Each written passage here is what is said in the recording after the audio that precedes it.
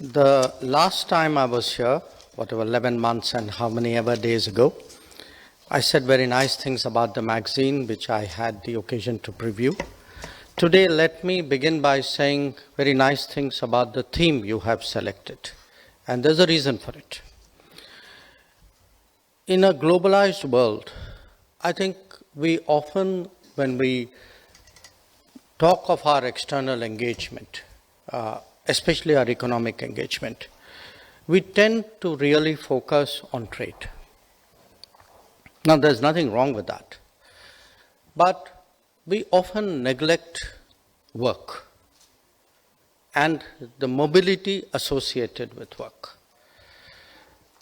Just to give you a sense of what it is to which we don't pay enough attention. Last year, remittances to India were $135 billion. That's about roughly twice our exports to the United States. Now, it's just the remittances, because think of the people abroad, their own livelihood, the assets they have created there, the services which have been generated in India, the second, third order consequences of all this. And I leave it to you to actually imagine what is the size of this business which is called mobility. And I put it to you, it is clearly multiple X times the remittance. Now, that's the positive side. There's also, like in life, a downside to it. Because when mobility is legal, when mobility is formal, then it has a whole lot of beneficial impacts, which I will talk about. But when it is not, then I think it is actually almost a magnet for every kind of bad business to be associated with it. So if you look at trafficking per se, all the associated crimes, and often it leads people with agendas of various kinds, political agendas, separatist agendas, they all join up to the illegal mobility side of it. So the very fact that you have today recognized the importance of mobility, for me, is a cause of satisfaction. Now, obviously, there are two aspects to this mobility, or three aspects to this mobility. One is demography. I mean, there are places where there's demand, but there aren't enough people. The demography and the demand are mismatched. The second, to some degree, is competitiveness and talent, that other people offer something which makes it worth, the while of the hosting society to get them. And the third is actually social attitudes towards work, which is, in many cases, there may be people, but they don't want to do that particular kind of work, or they don't want to do it at that cost, in that number, under those conditions. So the fact is, today, mobility is an increasingly important factor of the international economy. Now, we know there is a market for mobility. But I think from the viewpoint of the government, there are three consequences which emerge from that. One, how can we be enablers of mobility? How can we improve the skill sets of people who are potentially mobile? How can we provide them with the facilities to make them mobile?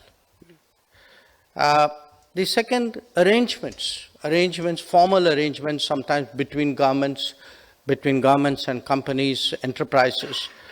And the third, to the people who are mobile, who go out of the country, how do you equip them with the confidence and the assurance to operate in a global workplace?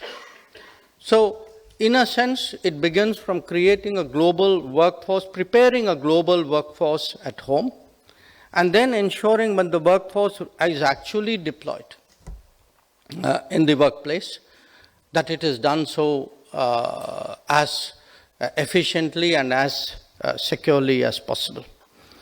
So I actually want to share with you today some of the things which have happened in the last 10 years, because particularly to the Indians in the room, many of you would take it for granted, or many of you, may not even be aware of it. But these are actually very deep changes which have been of great impact when it comes to mobility. 10 years ago, if you wanted a passport, there were, I think, 77 places in India to which you could apply. Today, in the last 10 years, we have added 468 more such places. So pretty much any citizen of India is actually today able to apply for a passport by journeying at best a few hours, as compared to what it was 10 years ago, when actually you had to make a trip to, if not a metropolis, at least to a good-sized town, and probably spend a few days in order to just get a passport. So this expansion of actually a passport, because passport is where your mobility begins, international mobility begins. Moving on from that, getting a passport used to be a very hard challenge in this country. I mean, I tell people, when many of us, I see Vikas Sarup sitting here, when many of us actually joined the Foreign Service, people in your locality said, aha, we now know someone who will help us get a passport. Okay. Today, nobody even talks about it. In fact, if somebody doesn't get a passport within a week or 10 days, I get some pretty angry social media comments.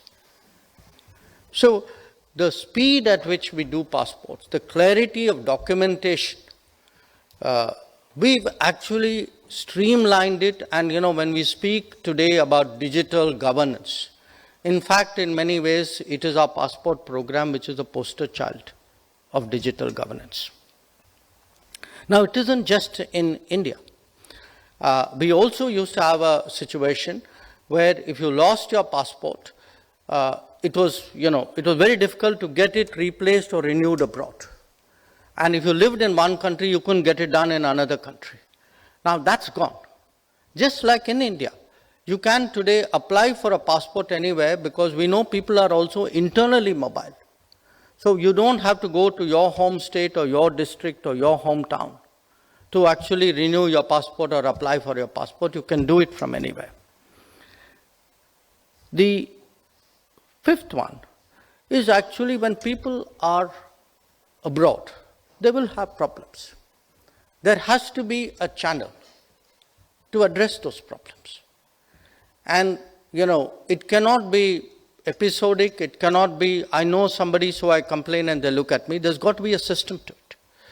And again, one of the big changes is a portal we started about little more than 10 years ago, called Madad, which means help. It's an acronym. And just to give you a sense of how much that portal is being used, I was clearing Parliament questions for the week. Tomorrow and day after are my Parliament days. In the last 3 years, only in the Gulf, we actually have addressed 138,000 grievances using the Madad portal. So that gives you the kind of scale of both the demand and the ability today to respond. Now, another, I would say, mechanism which we actually have expanded its usage is something called the Indian Community Welfare Fund. We collect a cess on passport and consular services, and that is used to address the needs of people who are in distress. And again, I'm just giving you a figure because I was looking at it early this morning for my Parliament questions. In the last 3 years, 238,000 people have benefited from the use of this Community Welfare Fund. These are people for whom we may have bought tickets back home, who had legal cases abroad. In some cases, they may have passed away, so their last rites were done. There'll be a variety of stuff. So the point I'm making is that when we speak about mobility, it isn't a question of giving a speech and telling people, it's a great idea and, we have comparative advantages and we should be going out.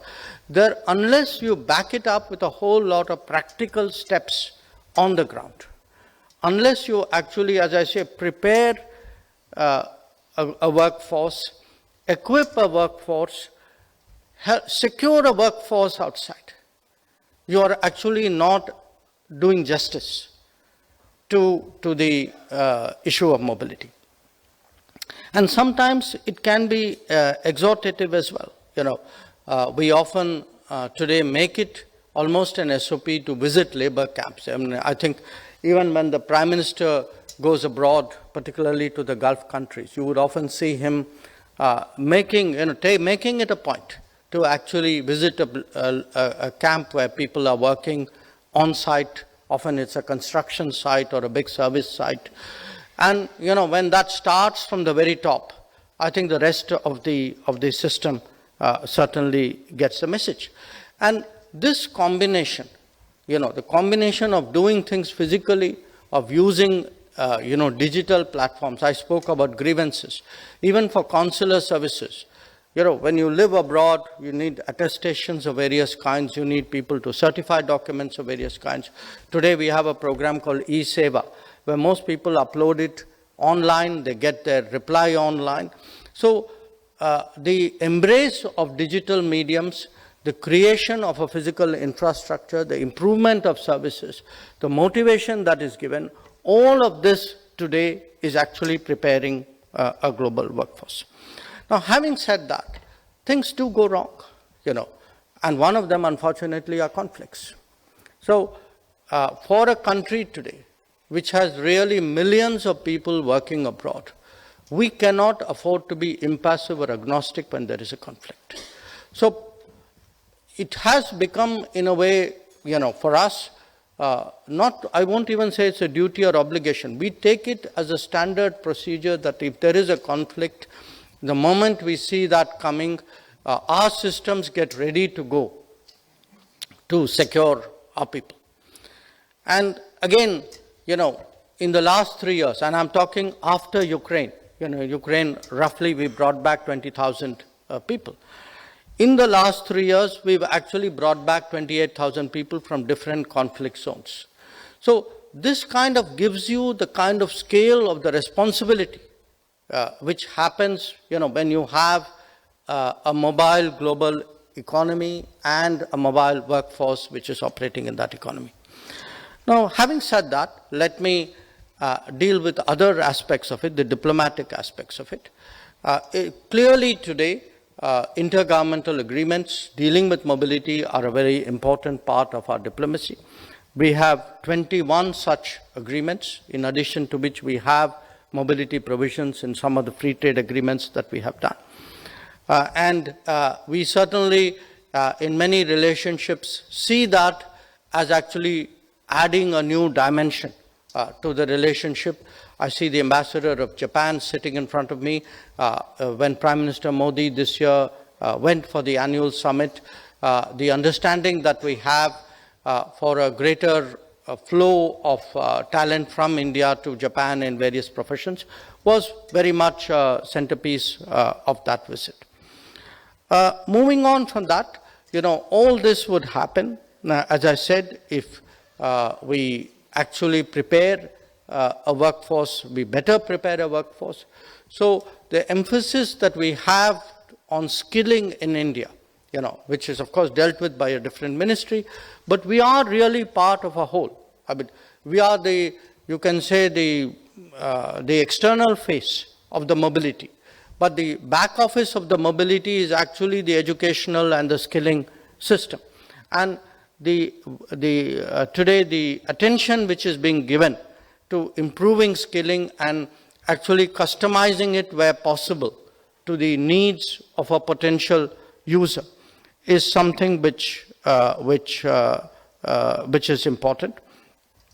Now, recognizing all of this, of course, we are also in the process of rewriting our our legislation which underpins mobility. We have the current legislation is more than 40 years old, and it envisaged mobility. Actually, the very name was, it was an Immigration Act. Whereas today, we see it much more as a mobility, because we see it as a two-way process. The people who go out often do come back, sometimes for shorter duration, sometimes for longer ones.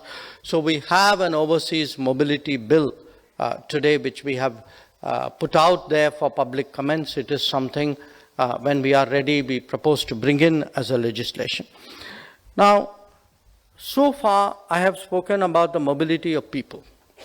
But I also want to highlight that work can also be mobile. That, you know, if the talent doesn't go out, the out comes to the talent. And we have actually seen this growth of what are called global capability centers in the last few years. I understand today that there are in this country about 1,700 global capability centers, which are about half, they constitute about half the global capability centers in the world. And these are centers where global business has found it more effective, more efficient, really to send the business out and to utilize the talent in a different geography. And obviously, given the availability of the talent and the efficiency of it in India, we are a strong attractor of that. Again, there are estimates that about 2 million people are currently employed in global capability centers. And I think the rough revenue estimates which people put for global capability centers is somewhere between $65 to $75 billion currently a year. And looking ahead, I mean, certainly as we are moving to an era of AI, of higher skills, of advanced manufacturing, and also of, as I said, of social services of various kinds, we do anticipate a world which will put a greater premium on mobility. And we see ourselves, you know, we are 1/6 of the world's population.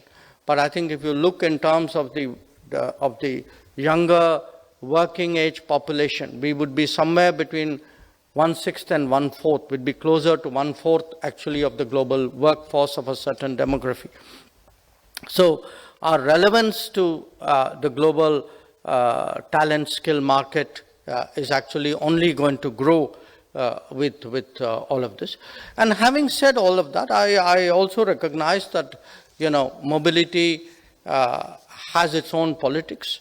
It has its politics in the receiving society, in the hosting society as well. Managing that is also part of the diplomatic challenge, something that we are gearing up to do. So these were some of the thoughts I thought I would share with you today, taking advantage of the theme and the occasion. Once again, thank you for inviting me to speak at the opening.